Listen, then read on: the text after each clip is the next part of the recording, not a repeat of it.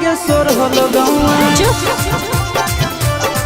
आगे तोर होलो बउआ गे सोर होलो गौआ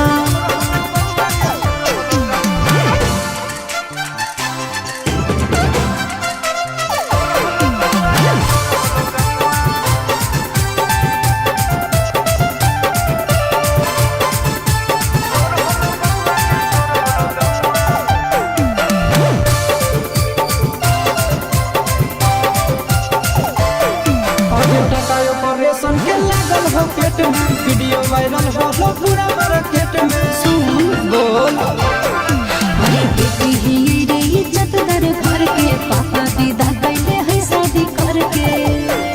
अरे खेते से चोली ले भगवान के कौआ खेते से चोली ले भगवान के कौआ आगे तोर होलो बउआ गे सोर होलो गौआ अरे चुप रहा आगे तोर होलो बउआ गे सोर होलो गौआ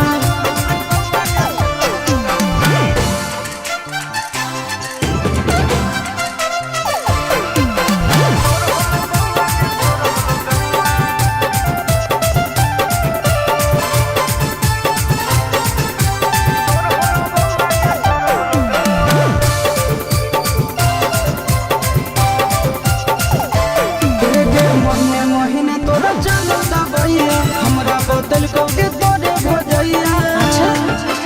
आगे